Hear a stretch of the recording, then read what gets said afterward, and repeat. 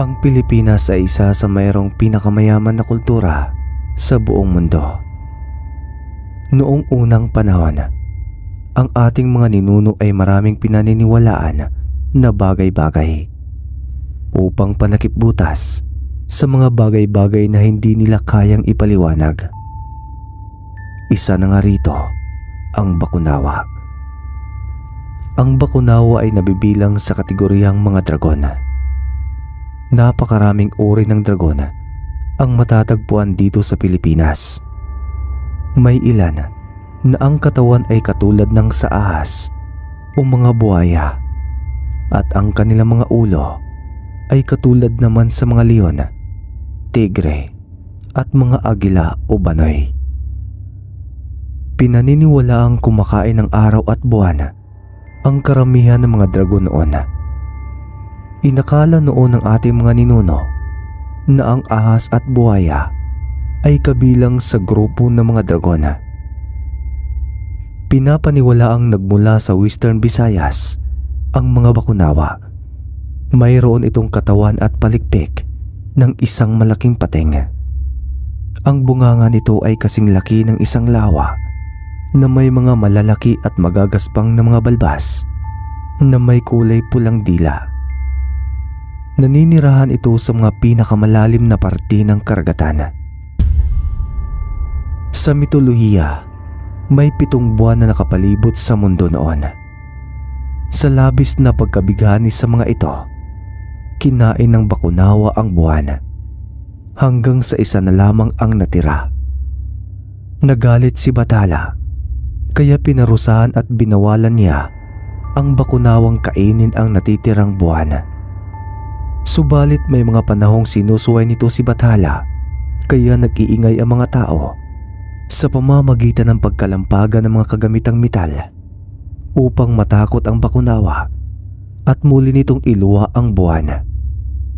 Ang Bakunawa rin ang nagiging sanhi kung bakit nagkakaroon ng eclipse. Sa kanluraning bahagi ng Pilipinas ay may isang lihim na isla na kung saan magkakaibigan ang mga mortal at mga sirena. Ito ay lihim na malaparaisong isla na hindi makikita sa mapa ng Pilipinas.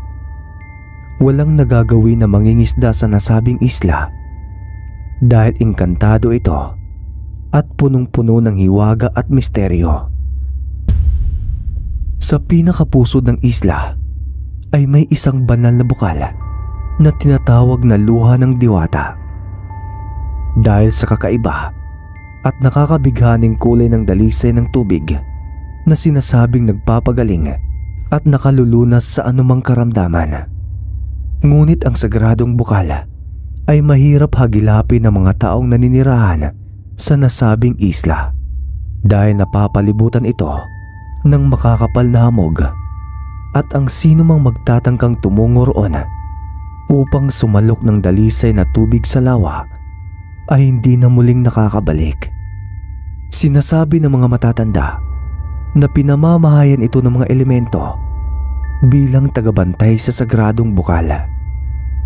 Tanging may busilak na kalooban lamang ang pwedeng makapasok sa banal na bukal at muling makakalabas ng buhay dahil pinamamahayan din ito ng isang dambuhalang puting lobo na may 2 ulo at may malalapad na mga pakpak. Isang matandang antingero ang nagpapatotoo na mayroon ngang nananahan ng mga elemento at nilalang na dambuhalang lobo sa sagradong lawa. Mga alagad daw umano sila ng diwatang nagngangalang Luwalhati. Tanging si Lolo Engkong lamang ang natatanging antingero sa kanilang isla. Marami siyang mga kaibigan na engkanto at mga laman lupa na siyang nagbibigay daan upang maging isang magaling na albularyo. Nakatira si Lolo Engkong malapit sa bukana ng kagubatan sa kalagitnaan ng malawak na isla. Mayroon siyang nag-iisang apo na pinangalanan niyang Isagani. Simula sa pagkasanggol hanggang sa magbinata si Isagani ay si Lolo Engkong ang nagpalaki sa kanya dahil maagang namatay ang mga magulang ng bata dahil sa pagsuway sa utos ng bathala ng karagatan. Alam ng buong matatanda na isang sirena ang ina ni Isagani. Umibig ang ina nitong sirena sa isang pangkaraniwang tao na mahigpit na ipinagbabawal sa kanilang isla. Ang lalaking minahal ng sirena ay walang iba kundi ang nag-iisang anak ni Lolo Ingkong. Tulad nga ng batas ng karagatan, ay pwedeng makipagkaibigan ng mga sirena sa mga mortal. Ngunit bawal silang umibig. Dahil katumbas nito ay kamatayan na pinapataw ng bathala ng karagatan. Kapag sinuway ang batas nilang iyon, ay isa sa dalawang nag-iibigan ang mamamatay. At kung magbunga ang kanilang pagmamahalan, ay masasawi ang kanilang magiging supling, pati na rin ang ama ng sanggol bilang parusa sa sirena. At dahil hinangad ng sirena na mabuhay ang kanyang anak, ay ibinuwis niya ang sarili niyang buhay sa tulong na rin ni Lolo Ingkong. Hindi man lamang nasilayan ni Isagani ang mukha ng kanyang mga magulang, lalo na ang kanyang ina na isang maharlika sa pinakailalim ng karagatan. Bata pa lang si Isagani nang malaman niya ang tungkol sa kanyang lahing pinagmulan. Hindi ito inilihim ni Lolo Ingkong sa kanyang nag-iisang apo.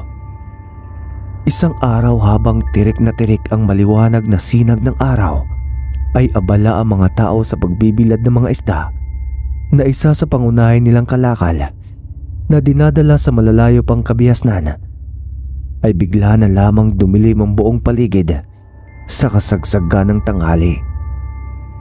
Nilamon ng itim na anino ang maliwanag na sinag ng araw, dahilan para magkaroon ng eklipse.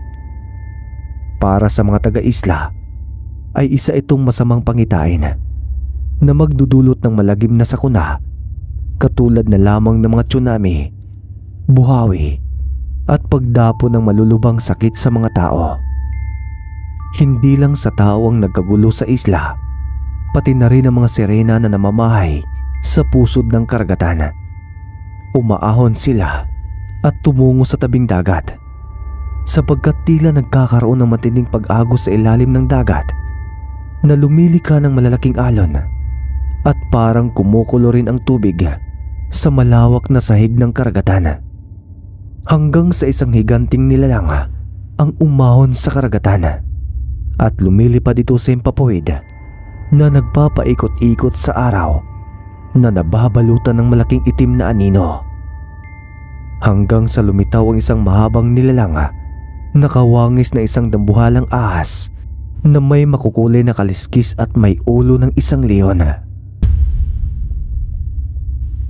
Sa wakas, nakalaya na ako sa mahabang panahon ng aking pagkakabilanggo sa kalaliman ng karagatan. Nalusaw na rin ang gintong kadenang nakapulupot sa bukong katawan na labis na nagpahirap sa akin. At ngayon, sa muli kong pag-ahon, ay maghahari ako sa sanlibutan, at lahat ng mga nilalang na nilikha ni Bathala ay tanging ako lamang ang sasambahin. Sambit ng isang nilalang habang lumilipad sa kalangitan. Dahil sa mga katagang binitawan ng isang nilalang sa himpapawid, ay nataranta ang mga tao habang ang iba naman ay lumuhod at tila sinasamba ang nakakatakot na dambuhalang nilalang na nakalutang sa himpapawid. Ngunit ang mga sirena naman ay labis na nagimbal sa pag-ahon ng nilalang na tinatawag nilang Bakunawa.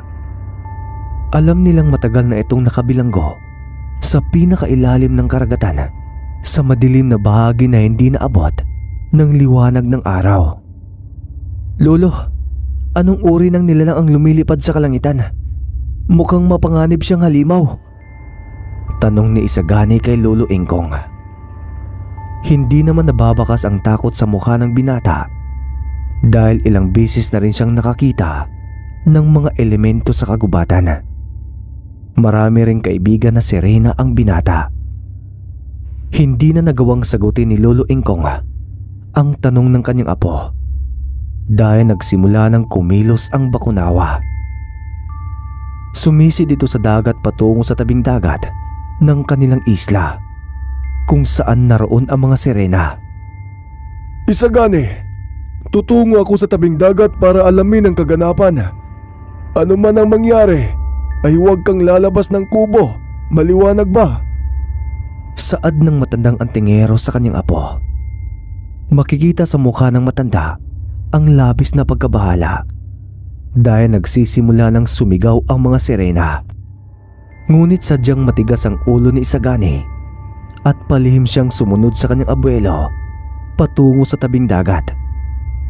Nang makarating ang dalawa sa labasan ng kakahuyan kung saan natatanaw na nila ang ilang maliliit na kubo at ang malawak na karagatan, ay hindi na nagawang pagalitan ng matanda si Isagani dahil nakatutok na ito sa nagaganap na labanan. Umahon sa puso ng karagatan ang hari ng mga sirena at sireno kasama ang ilang mandirigmang sireno na may mahabang sandata na kawangis ng isang tinidor. Pinagtulungan nilang labanan ang bakunawa, subalit nabigo silang talunin ito dahil sa taglay nitong lakas na walang kapantay. Halos lahat ng mandirigma ng karagatan ay natalo at sugatan. Pati na ang hari ng karagatan ay walang nagawa sa pambihira nitong lakas at kapangyarihan na hindi matatawaran.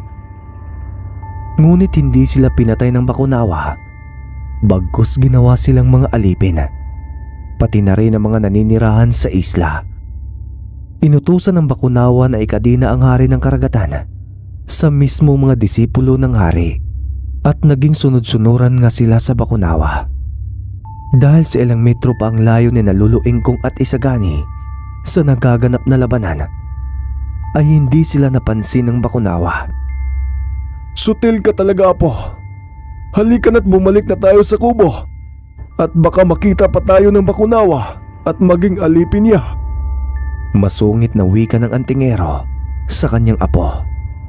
At nang makarating sila sa kubo, ay isang misyon ang ibinigay ni Lolo Ingkong sa kanyang apo na kailangan niyang gawin. Wala na siyang lakas para labanan ang nasabing nilalang dahil matanda na siya at tanging si Isagani lang ang makakagawa nito. Isagani, apo, lumakbay ka patungo sa banal na lawa ni Luwalhati. Kailangan mo makuha sa bukal na tubig ang mutya ng engkantadong isda. Makikilala mo ang isdang ito sa pagiging kawangis nito na kakulay bilog ng isang buwan. Sa madaling sabi, maputlang kulay na buhing puti ito, apo. Sambit ng pagpapaliwanag ng matanda sa kanyang apo. Lolo, mukhang malabo ang sinasabi ninyo. Alam mo naman na tanging ikaw lamang ang nakapupunta sa sagradong bukal dahil nakatago ito sa makapal na hamog. At papaano ko harapin ang mga bantay sa sagradong bukal? Isagani, hindi mo na kailangang labanan ang mga bantay sa sagradong bukal dahil may busila kang puso. Kunin mo ang medalyong ito bilang susi sa lihim ng lagusan patungo sa lawa ni Luwalhati. Sagot naman ng matanda. Kinabukasan, bago sumibol ang bukang liwayway, ay sinuyod ni Isagani ang pusod ng kagubatan. Malawak ang isla kaya nahirapan siyang hagilapin ang sinasabing lihim na lagusan. Ngunit nang umahon na ang haring araw, ay tinamaan ng sinag ng araw ang suot niyang medalyon, ay lumikha ito ng daan patungo sa dalawang malalaking matandang puno na bigla na lang may lumitaw na puting usok sa pagitan ng mga ito. Pumasok si Isagani sa gitna ng puting usok at tumagos siya sa may makapal na hamog.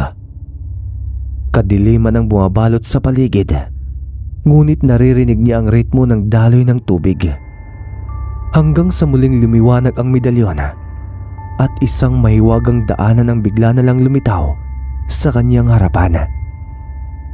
Tinahak niya ang daanang iyon at nagulat na lang siya nang muling bumungad sa kanya ang isang malaparaisong hardin at natatanaw rin niya ang banal na bukal na may natatanging ganda.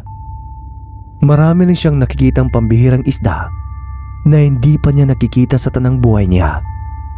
Ngunit hindi niya nakikita ang maputlang kulay na abuhing puting isda na tinutukoy ng kanyang lolo Ingkong. Malinaw niya itong nasisilayan dahil sa sobrang linaw ng tubig. Hanggang sa bigla na lang sumulpot sa kanyang harapan ang iba't ibang uri ng elemento na matatangkad na kasing taas at kasing laki ng mga puno. Dumating pa sa punto na natanaw niya sa himpapawid ang lumilipad na dambuhalang puting lobo na may 2 ulo at may malalapad na pakpak. Doon niya lang napagtanto na nasa iba siyang dimensyon o mundo. Makisig na binata, alam ko ang pakay mo. Pinadala ka rito ng matandang antingero para sa mutya ng inkantadong isda. Tama ba ako, makisig na binata? Wika ng mayuming diwata na lumitaw sa kalagitnaan ng banal na bukal habang lumulutang ito. Ikaw po ba si Diwatang Luwalhati? Tama ka po. Pinapapunta ako rito ni Lolo para sa mutya ng engkantadong isda. Maaari mo ba akong pahintulutan na lumusong sa banal na tubig para hanapin ko ang mahiwagang isda? Magalang na ani ng binata sa diwata. Hindi mo na kailangan pang hanapin ang mutya, makisig na binata, dahil kusa ko itong ipagkakaloob sa iyo. Alam kong nasa peligro ang mundo ng mga mortal, lalo na ang inyong isla, dahil sa muling paglayad ng Bakunawa. Tama po kayo, mahabaging diwata ng sagradong bukal na lawa. Kailangan ko pong tulungan ng mga taga-isla, lalo na mga kaibigan ko mga sirena. Nasa peligro din ang buhay ng hari ng karagatan. Hindi mo na kailangan pang sabihin sa akin ang tungkol sa bagay na iyan, makisig na binata. Alam ko ang lahat ng nangyayari. Ibibigay ko ng bukal sa loob ko ang mutya na hinahangad mong makuha, basta sa isang kondisyon. Ani muli ng diwatang si Luwalhati at humingi ito ng kondisyon sa binata. Ano pong kondisyon, mahabaging diwata? Maiksing tanong ni Isagani. Binata, hindi masamang nilalang si Bakunawa. Isa siyang diwata na katulad ko na nangangalaga ng kalikasan. Ilang siglo na ang nakakalipas. Matagal na kaming nabubuhay sa mundong ito. Nilabag ni Bakunawa ang kautusan ng mga bathala dahil umibig siya sa isang mortal. Bilang kabayaran, ay pinatay ng mga tao ang kasintahan ni Bakunawa, dahilan upang magalit siya sa mga tao, pati na rin sa mga bathala. Naghihimagsik siya at pinatay ang mga taong sangkot sa pagkamatay ng kanyang minamahal, at kinain niya ang ilang buwan bilang ganti sa mga bathala. Kaya't pinarusahan siya at ibinilanggo sa madilim at malalim na bahagi ng karagatan. Malinaw na paglalahad ng katotohanan ni Luwalhati sa binata. Ano po ang dapat kong gawin para makawala siya sa matinding puot, mahal na mayuming diwata? Binata, ang mutya ng kaliskis ng mahiwagang isda ay kayang magbalat kayo at mangkaya ng mukha ng mga taong pumanaw sa daigdig. Gagabayan kita na magaya mo ang wangis ng dating minamahal ni Bakunawa. Hindi na kailangan tumanak pa ng dugo para paslangin si Bakunawa dahil busilak din ang puso niya noong siya pa ay hindi isinumpa ng mga bathala. Tulungan mo siyang makawala sa madilim na bahagi ng kanyang pagkatao. Wikang muli ng diwatang si Luwalhati. Matapos ang kanilang masinsina na pag-uusap, ay tinawag ni Luwalhati ang engkantadong isda. Nakusang lumapit sa kanya at kinuha ang isang kakaibang kaliskis. Kumuha si Luwalhati ng isang hibla ng kanyang buhok at itinali sa mutya. Pagkatapos ay isinabit sa liig ni Isagani. Umusal si Luwalhati ng taimtim na dasal at diniligan niya si Isagani ng mahiwagang liwanag na nanggagaling sa kanyang mga palad. Hanggang sa nagbago ang itsura ni Isagani at naging kawangis niya ang dating minamahal ni Bakunawa. Tinawag ni Luwalhati ang puting lobo na may 2 ulo at sumakay doon si Isagani. Bago siya tuluyang umalis, ay isang palamuting kwintas na gawa sa mga kabibi ang ibinigay ng diwata na pagmamay-ari mismo ni Bakunawa na nililok ng kanyang kasintahang namatay. Isang lagusan ang lumabas sa himpapawid at doon dumaan ang binata habang nakasakay siya sa puting lubo na may malalapad na pakpak. At dahil tumawid siya sa mahiwagang lagusan, ay agad nilang narating ang kanilang isla na kung saan natatanaw niya ang mga taong pinapahirapan ni Bakunawa.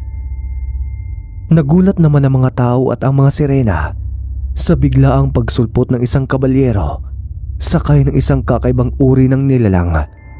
Subalit wala silang kaalam-alam na si Isagani ang kabalyerong iyon. Nagulantang ang buong nilalang sa pagitan ng mga mortal at sirena nang itigil ni Bakunawa ang pagpapahirap sa kanila. Pagkatapos lumutang siya sa ere habang pinagmamasdan si Isagani na nasa katauhan ng dati niyang minamahal. Tanglaw, ikaw ba yan? Hindi maaari ito. Matagal ka nagpatay. Wika ni Bakunawa habang lumulutang siya sa ere. Liwayway, mahal. Oo, ako ito, si Tanglaw. Tumigil ka na sa paghihiganti mo. Umalis ka na sa madilim na bahagi ng iyong pagkatao at bumalik sa dating liwayway na nakilala ko. Kalimutan mo na ang mga nangyari sa nakaraan. Patawarin mo na ang mga tao dahil wala naman silang kasalanan. Parang awa mo na, Liwayway. Palayain mo na ang iyong sarili. Natatandaan mo pa ba ang kwintas na ito? Ito ang nililoko para sa'yo. Pakiusap ni Isagani sa Bakunawa at tinawag siya sa dati niyang pangalan ayon na rin sa sinabi ni Diwatang Luwalhati. Ipinakita rin niya ang kwintas na gawa sa kabibi para makumbinsi si Bakunawa. Tanglaw, masaya ako na muli kitang nakita. Nais kitang hagkan at mayakap ng mahigpit. Nilamon ako ng matinding galit dahil sa karahasan ng mga tao. At hindi rin makatarungan ang batas na ipinapatupad ng mga bathala. Ngayon na nasilayan kitang muli ay matatahimik na ako. At lagi mong tatandaan, sa matagal man na panahon na nakabilanggo ako sa ilalim ng karagatan, ay ikaw lang ang nasa isipan ko. Hinding-hindi ka nawala sa isipan ko at lalong-lalo na dito sa puso ko. Mahinahon at magiliw na wika ni Bakunawa. Dahil sa pangyayaring iyon, ay nakawala sa matinding galit ang Bakunawa. Lumiliwanag na nakasisilaw ang buo niyang katawan at unti-unting bumabalik sa dati niyang anyo bilang mayuming dalaga sa dating katauhan bilang liwayway. Lumapit siya kay Isagani habang lumulutang sa ere. Niyakap niya ang binata habang umiiyak at humihingi ng kapatawaran sa mga nagawa niyang karahasan sa sangkatauhan. Hinalikan niya sa labi ang binata at walang tigil sa pag-agos ang kanyang mga luha. Subalit hindi talaga pwedeng magsama ang mortal at diwata dahil mahigpit itong ipinagbabawal na batas sa kalangitan. Isang lagusan ang lumitaw sa kalangitan at iniluwa roon ang dalawang anghel na may mapuputing pakpak. Lumapit sila kay Liwayway upang sunduin at dalhin sa pintuan ng kalangitan dahil nakalaya na siya sa madilim na bahagi ng kanyang pagkatao. Sinabi ng dalawang anghel na pinapatawad na si Liwayway ni Bathala at doon na siya maninirahan sa palasyo ng kalangitan. Isang matamis na ngiti ang gumuhit sa labi ni Liwayway bago siya na maalam sa binata. Masaya siya dahil muli niyang nakita ang lalaking minahal niya ilang siglo na ang nakalilipas. Nang pumasok si Liwayway sa lagusan ng kalangitan kasama ang dalawang anghel, ay muling sumarado ang lagusan at nanumbalik ang katahimikan sa pagitan ng mga mortal at mga sirena.